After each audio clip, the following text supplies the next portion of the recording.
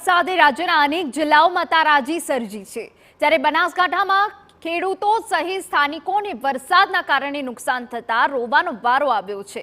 15 દિવસના વિરામ બાદ છેલ્લા 2 દિવસથી ભારે પવન સાથે બનાસકાંઠામાં વરસાદ પડ્યો, જેના કારણે પાલનપુર, વડગામ, દાંતાના સરહદી વિસ્તારો, વાવ, થરાદ, લાખણી સહિતના પંથકોમાં તારાજીના દ્રશ્યો સામે આવ્યા। જલોત્રા ગામે રહેણાંક મકાનના છાપરા અને પતરા ઉડી જતા પરિવાર મુશ્કેલીમાં મુકાયા, તો બીજી તરફ સરહદી વિસ્તારમાં બાજરી, જુવાર સહિતના પાકને પણ નુકસાન પહોંચ્યું છે। ખેડૂતોએ લાખો રૂપિયાના ખર્ચે પપૈયાના છોડનું કરેલું વાવેતર પર પાણીમાં ગયું, કારણ કે ભારે પવન અને વરસાદથી પપૈયાનો પાક આડો પડી જવાથી નિષ્ફળ ગયો। ત્યારે હવે સરકાર સર્વે કરી વળતર આપે તેવી ખેડૂતોને આશ છે।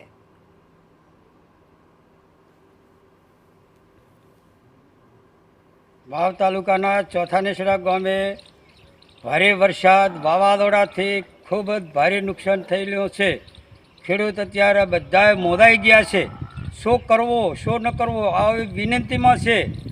બાજરી, જવાર, ગવાર, મગ બધું આડું પડી ગયું છે, ખેતરમાં પાણી ભરાઈ ગયું છે। તો સરકારને વિનંતી કરો છે કે થોડા ઘણો લાભ આપી શકે એવી અમારી બધાની ખેડૂતોની વિનંતી છે। વાવ તાલુકાના લોધરાણી તેમજ સરહદી વિસ્તારોમાં અચાનક વાતાવરણમાં પલટો આવવાના કારણે પવન તેમજ ભારે વરસાદના કારણે ખેડૂતોને થયેલ છે મસમોટું નુકસાન। ચોમાસુ પાક જેવા કે બાજરી, જુવાર તેમજ અન્ય પાકોમાં મોટું નુકસાન થયેલ છે।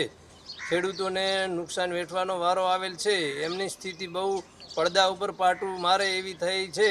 તો સરકારશ્રીને નમ્ર વિનંતી કે તાત્કાલિક ધોરણે સરકાર સર્વે કરાવે તેમજ પાક ધિરાણ, પાક વીમો માફ કરે। આ વાવાઝોડું આવ્યું ને વરસાદ આવ્યો અચુબારનો, એટલે મારા પતરા ને બતરા બધા ઉડી ગયા, અનાજ ને બનાજ, ગોદડા ને બધું પલળી ગયો, અને પતરા તો ઉડી ઉડીને ફૂટી ગયા બધાય, અને મને પગો ઉપર લાગ્યો સાહેબ। ઘણું નુકસાન થયું, અંદરથી નુકસાન થયું, મારે કોઈ ઘરમાં હાજર રહ્યું નથી। એટલી દિયા ભાવ કરજો સાહેબ, તમે મા બાપ છો અને અમારા ઉપર એટલી દિયા કરજો।